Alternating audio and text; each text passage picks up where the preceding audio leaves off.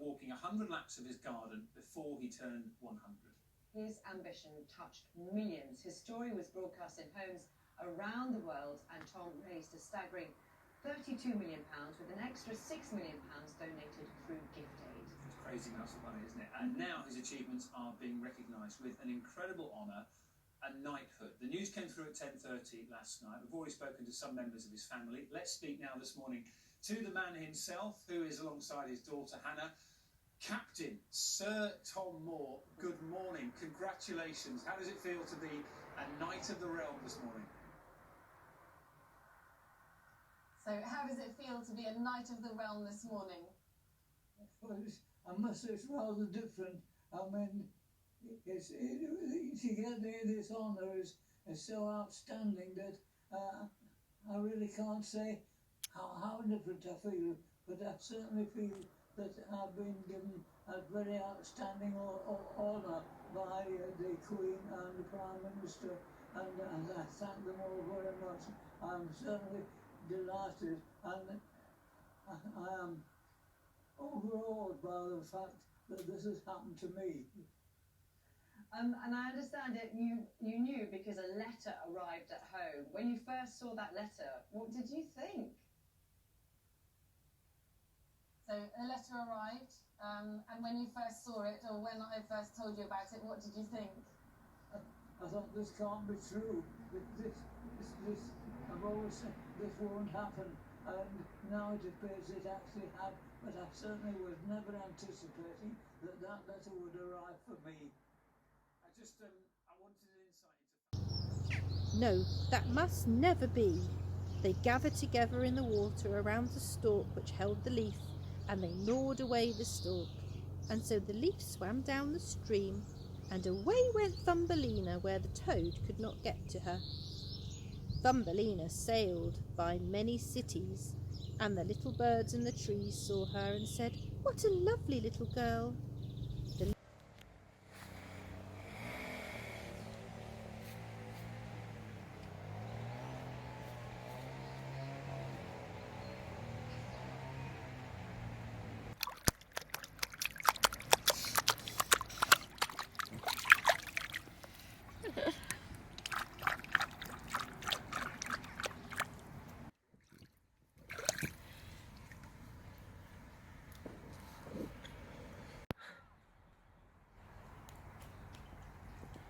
Who made the sun so bright?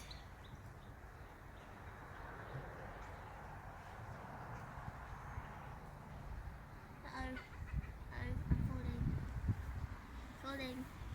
Oh. Uh-oh.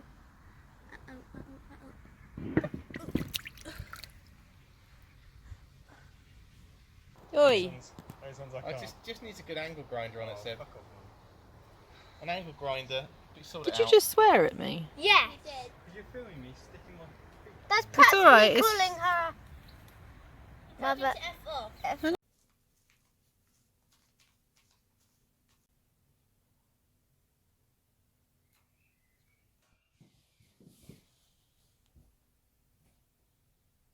You worn out? Is that doing your maths worn you out? Do you want me to polish the stair banister for 30p? That's not 30p. 20. Maybe 20 with the skirt and the windowsill. Actually, you can do that, like the one going up the stairs.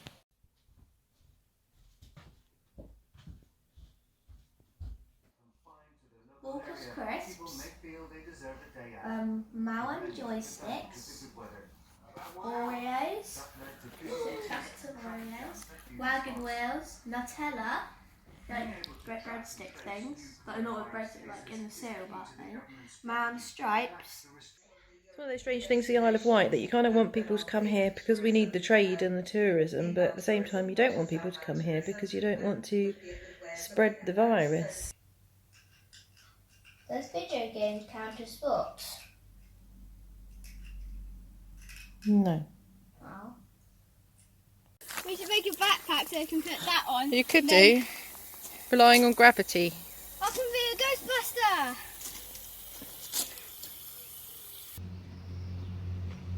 Can you give it a nudge? Is that too scary?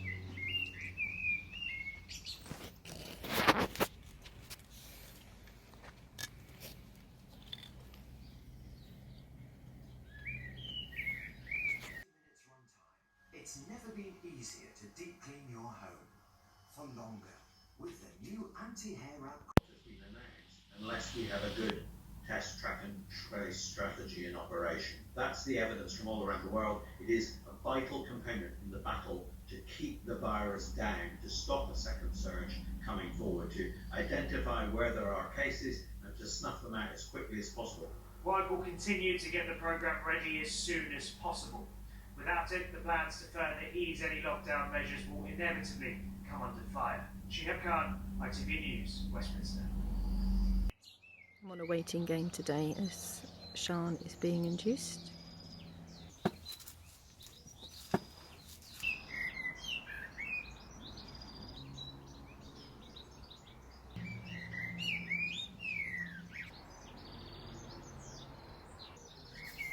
Butterflies.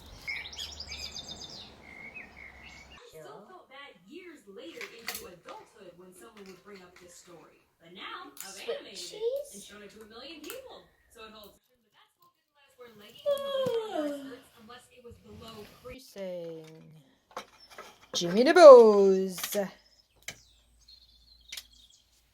is going. He likes to go over there because he knows his treats are there. Don't go down the stairs, Jimmy. That would be a shock. He already went down my bathroom stairs before.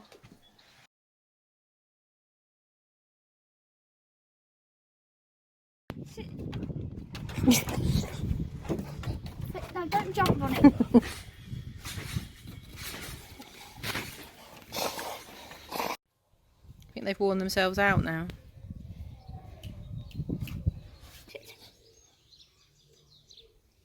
Yeah.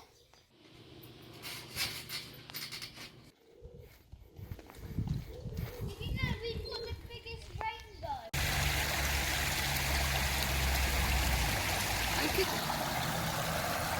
Mind your toes. Don't fall in head first. So this is the clap elsewhere. Not quite as good as our street, but there's some people down there. Stop moving. You made me go on the lower bit now. God. You want your blood pressure to be nice and clear.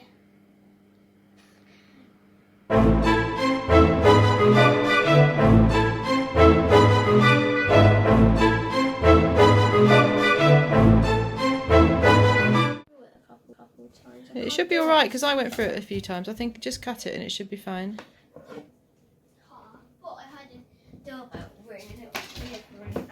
So, Benji, what are you looking forward to today? Sweet, sweet, sweet! She's opening a sweet shop. She has Fanta, she has Wagmus, she has Mao, she has everything! I make money. Alright, Hetty's tuck's opened. So today I'm having my first swim in the sea for, it must be 3 months. I was going in fairly regularly all year round, but we weren't allowed for ages, and then I wanted to just be extra careful until Sian had her baby, which she has now had, a little baby girl. So I'm meeting Sandy at a safe distance and we're going to go for a swim. And it looks lovely. It's quite windy and there's a few little waves which look like fun, but it looks good.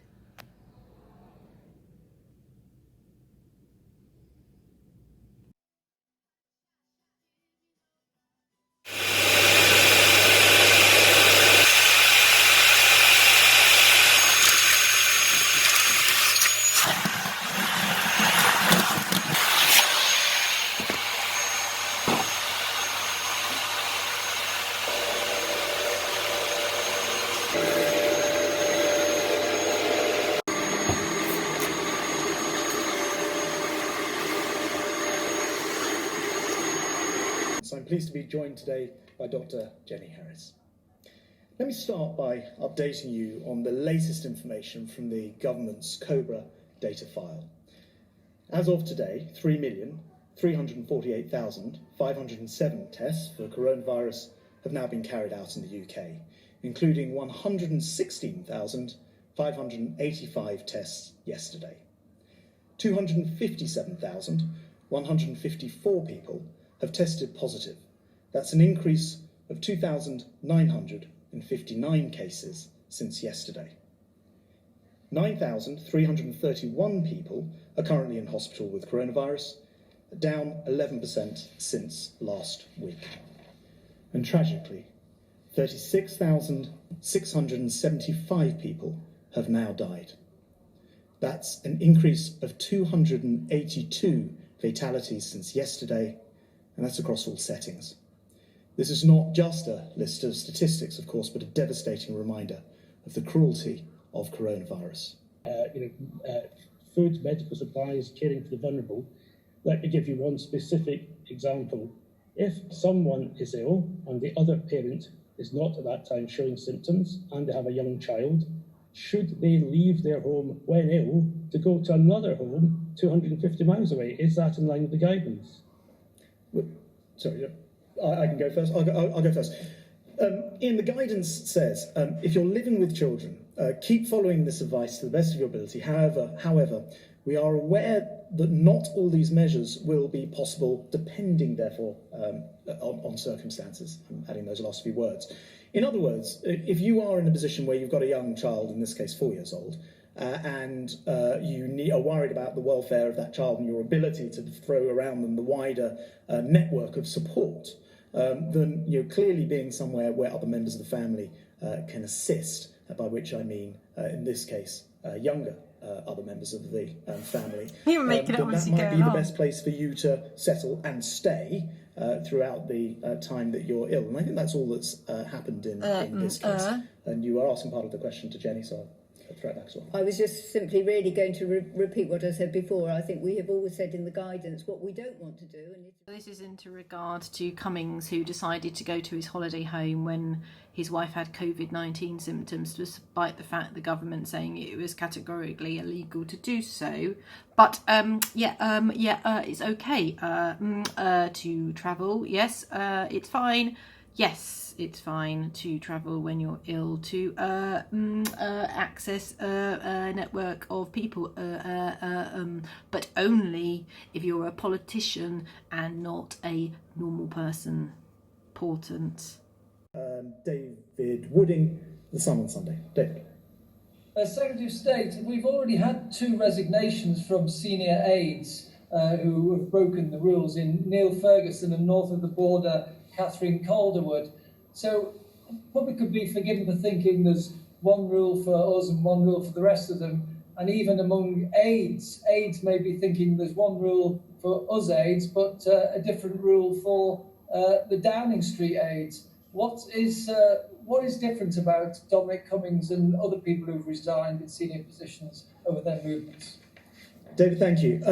Look, I think what most people will probably be thinking watching this is, what would I do? What a bunch of knobs is what I'm thinking. My wife is unwell. I'm worried about the ability to support the child as a father. Do you then end up saying, well, we'll take the best possible option in order to... You're locking people in their houses. Care for that child, single parents. There's a network, but not go to inside the parents' house, but rely on the younger generation. And that's obviously the question that will have to be made. And I would draw this distinction. This wasn't sort of visiting a holiday home or going to visit someone. This was to stay put for 14 days, to remain in isolation, to get over what I understand was quite a significant illness from coronavirus, and then to be able to return to London only when well and properly in line to... I love all the it just shows you elsewhere. So I think there's every difference to answer your question. Idiots. Directly. Sorry for my random shoutings over that. Just ridiculous. It's absolutely ridiculous. You're telling a single mum with a newborn baby and toddlers they're not allowed to access any help at all to look after their children. They have to stay inside their flat. They're not allowed to go out. At one point they could go out for one walk a day with all their children, but they couldn't access any support or help. Yet if you're a government minister and you're unwell and you can't handle looking after your child without your wife, you're allowed to go somewhere for help. Now that's fair, isn't it? Just about sums up the bloody politics in this country and the arseholes who are running it. I haven't done a glazed fire on my kiln for a while. It's always exciting and nerve-wracking emptying it and seeing whether it's worked. Let's have a look.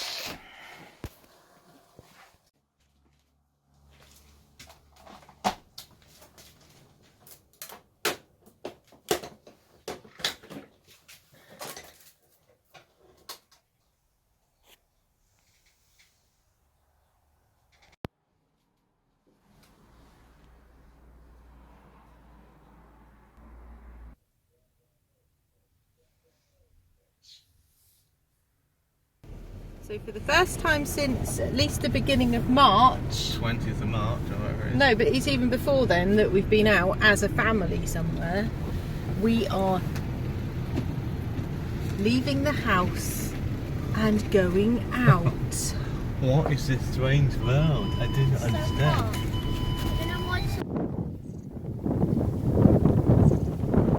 I just had to have a wee in the bracken and I stung my bum and now it's stinging. And my legs are stinging. I got my mouth. Honestly, that's nothing compared to a stinging in your bum.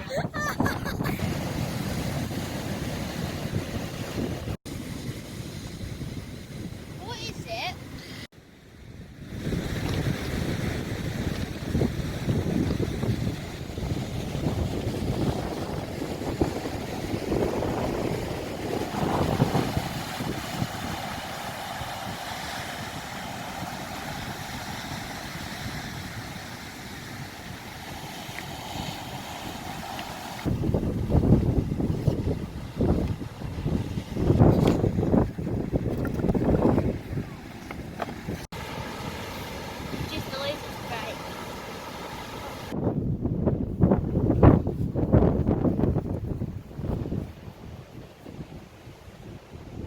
Disclaimer given to her, if you fall down it will hurt. I have done that, I just like that on record. As a parent disclaimer, it then makes it alright when they fall off.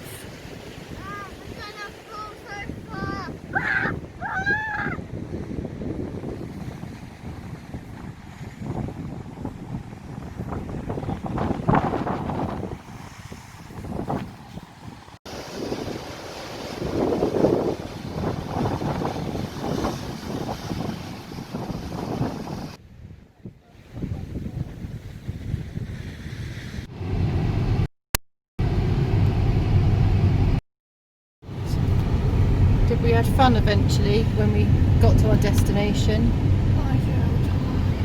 Benji's worn out. We've just realised how unfit Benji is. And actually I felt really fit. Very nice. Very nice picnic, Nick. I stung my bottom on stinging nettles, but I know. I want you to know that. It's alright, I can edit that bit out. Yes, did you? Did you miss us? We have been out nearly 4 hours. Have you been having a party? Have you? Have you been having a party?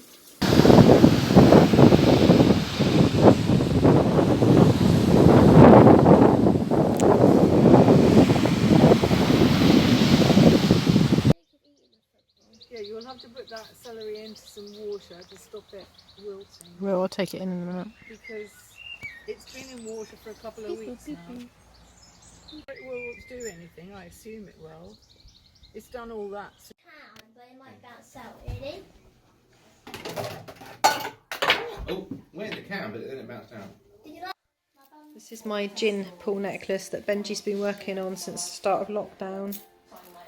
I don't reckon it's too many gins. What do you reckon, Hetty? No, but that's like 3 months worth of gin. Exactly. Loads of gin. I like it, it makes a nice noise. It's going to be my special lockdown necklace. Now, this week, the official number of deaths in care homes in England and Wales from COVID-19 is expected to pass 10,000, and that number won't include residents who died in hospital. Care leaders say 2 months into the pandemic, government support remains patchy and inconsistent.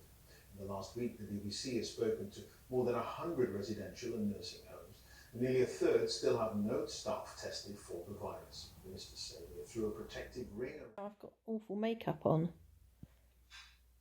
Okay, I can't even watch the news. It's so annoying that places like Turkey have managed to turn the tide on coronavirus because of their track and trace system, and our government's so shit. We're in a shit, crappy place.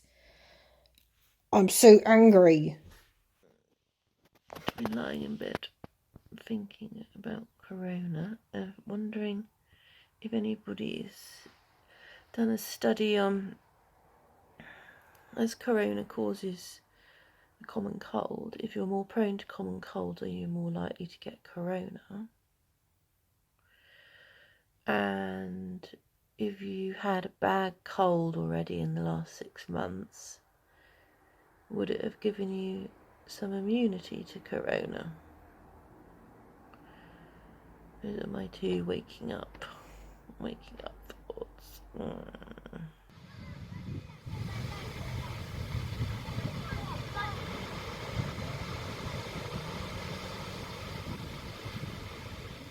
Can get there. So I can announce that it is our intention to allow outdoor markets to reopen from June the 1st, subject to all premises being made COVID secure, as well as car showrooms, which often had significant outdoor space and where it is generally easier to apply social distancing. We know that the transmission of the virus is lower outdoors and that it is easier to follow COVID secure guidelines in open spaces. That means we can also allow outdoor markets to reopen in a safe way that does not risk causing a second wave of the virus. Then, from the 15th of June, we intend to allow all other non-essential retail, ranging from department stores to small independent shops, to reopen. Again, this change will be contingent upon progress against the 5 tests and will only be permitted for those retail premises which are COVID secure. Today, we are publishing new guidance for the retail sector detailing the measures they should take to meet the necessary social distancing and hygiene standards. Shops now have the time to implement this guidance before they reopen. And this will ensure that there can be no doubt about what steps they should take. While the vast majority of businesses will want to do everything possible to protect their staff and customers, I should add that we will of course have the powers we need to enforce compliance where that is required. I want people to be confident that they can shop safely provided they follow the social distancing rules for all premises. The food retail sector has already responded fantastically well, and enabling supermarkets to be kept open in a safe way. And we will learn lessons from that experience as we allow other retail to open. These are careful but deliberate steps on the road to rebuilding our country. And we can only take these steps thanks to what we have so far achieved together. We will only be successful. if we all remember the basics. So wash your hands, keep social distance, and isolate if you have symptoms and get a test. I'm now going to hand over to Yvonne Doyle, Medical Director of Public Health England, to take us through today's facts. Yvonne. Thank you, Prime Minister. So we have several slides here, and the first one is about what's going on in the population. So you can see here in the yellow circle that 0.25% of the population is the average proportion of the community that had the infection in a particular week, which was the 4th to the 17th of May. Now this work is produced through estimates, but also through a household sampling survey undertaken by the Office for National Statistics. So the latest discussion at the moment is Cummings and his comings and goings, which were not as they should be and broke the law. But he refuses to apologise, and Boris is sticking up for him because they're all stupid and they're all hypocrites and basically undermining everything that they're telling everybody else to do. The people feel. We'll have details of both news conferences, and we'll be asking why Mr. Cummings is so important to the Prime Minister. Also tonight, shops in England will be able to open from the middle of next.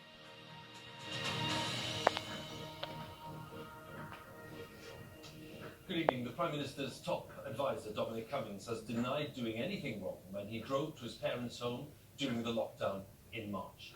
At a news conference in Downing Street, Mr. Cummings said he did not regret his decision to travel 260 miles from London to Durham with his wife, who was ill, and their 4-year-old son, because he claimed that none of their usual childcare options were available. He repeatedly denied that he'd broken the rules and rejected the idea that he'd undermined the government's clear instruction to stay home.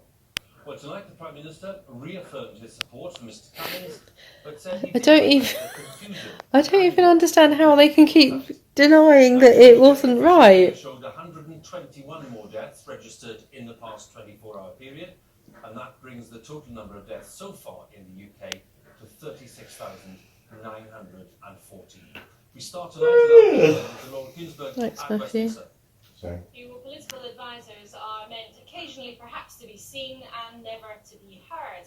But Dominic Cummings, the Prime Minister's right-hand man, his co-partner through the campaign of Brexit and then through the general election, took a dramatic step today, opening himself up to repeated questions about why he had made the decisions that he had made, why his decisions to leave London during the lockdown could be justified. Now, he majored on the small print, unusual for a man who's so used to painting political campaigns in bold primary colours. But knowing that so many members of the public were incensed by what has happened, he spent a long time, perhaps answering as many questions as they were, trying to explain something that many in the Tory party felt could not be explained, trying to do Can't be explained. It wasn't right. And he shouldn't have done it, and he should say he shouldn't have done it. Has managed to save himself in the long term. The rule is unwritten, but it is real. Advisors aren't meant to be the story. Idiot. Already, this is day 4 of headlines about Dominic Cummings. He's made a career out of trying to rewrite political convention. Even for him, this was astonishing, using the Downing Street garden, normally reserved for world leaders, to explain or to apologise or perhaps fight back. I know that millions of people in this country have been suffering. Thousands have died. Yeah, and they haven't said goodbye to their loved ones or anything else because they've been obeying the rules. First, I was worried that if my wife and I were both seriously ill, possibly hospitalised, there was nobody in London that we could reasonably ask to look after our child and expose themselves to COVID. My wife had felt on the edge of not being able to look after him safely a few hours earlier. I was thinking, what if the same or worse happens to me? There's nobody here that I can reasonably ask to help. I thought the best thing to do in all the circumstances was to drive to an isolated cottage on my father's farm. At this farm, my parents live in one house, my sister and her 2 children live in another house, and there was a separate cottage roughly 50 metres away from either of them. My tentative conclusion on the Friday evening was this: if we are both unable to look after our child, then my sister or nieces can look after him. I did not ask the Prime Minister about this decision. But what about all the other single parents out there that aren't seeing anybody and everything else? I thought that I would speak to him when the situation clarified over coming days. On Sunday the 12th of April, 15 days after I first displayed symptoms, I decided to return to work. My wife was very worried, particularly given my eyesight seemed to have been affected by the disease. She did not want to risk a nearly 300-mile drive with our child, given how ill I had been. We agreed that we should go for a short drive to see if I could drive safely. We drove for roughly half an hour. Somebody else pointed out, why didn't she drive then? She can drive. I felt a bit sick. We walked about 10 to 15 metres from the car to the riverbank nearby. We sat there for about 15 minutes. We had no interactions with anybody. But surely they should have been isolating if he was still ill anyway. Watch Mr. Cummings running out of work. He just discovered his wife had fallen ill. Worried about childcare, they drove that night more than 200 miles to the family's farm in County Durham. Mr. Cummings the next day developed severe symptoms, but his wife recovered and was able to look after their 4-year-old. At some point, he told the Prime Minister he'd gone north, but it's not known when. And on the 12th of April, having somewhat recovered and taken medical advice, the family went on that test drive 30 miles away. And on the 13th, the family drove back to London. Do you regret what you did? Because many people in this country have made heartbreaking sacrifices in the last couple of months in order to stick to the rules that you were part of putting together. And many people may have And you listened to you and broke think them. you made your own interpretation. And do you understand, for some people, it seems as if there was one version of the rules for you and one version of the rules for everyone else. No, I don't regret what I did. As I said, I think reasonable people may well disagree about how I thought about what to do in these circumstances, but Yes, because you told the rest of us that we couldn't do that. And then you did it. in these circumstances. The public tolerate his reliance on the small print. Walking away, did he believe his explanations have got him off the hook? His boss wanted to make announcements about the next stages of easing the lockdown, but while he might still have looked unfamiliar with the details, he had to defend him still. This is what I was listening to in my shed. The spirit of the lockdown rules, whether driving 30 miles to a local beauty spot when he was in County Durham, supposedly to test his eyesight, or not self-isolating straight away when his wife had symptoms. Dominic Cummings would not express any regret about any of that this afternoon. Do you? I didn't know about any of the arrangements in advance. We had a brief conversation in which I think Dominic Cummings mentioned where he was. But I have to tell you, Laura, at that particular stage I had a lot on my plate and really didn't focus on the matter. And I do regret the confusion and the anger and the pain that people feel. I really did want people to understand exactly what had happened. And so that's why we had the statement and the very extensive questions that we did today. The Prime Minister standing by his advisor, famed and feared for believing that rules are there to be broken. That's always come with big political danger for Dominic Cummings. Now it couldn't be closer to home.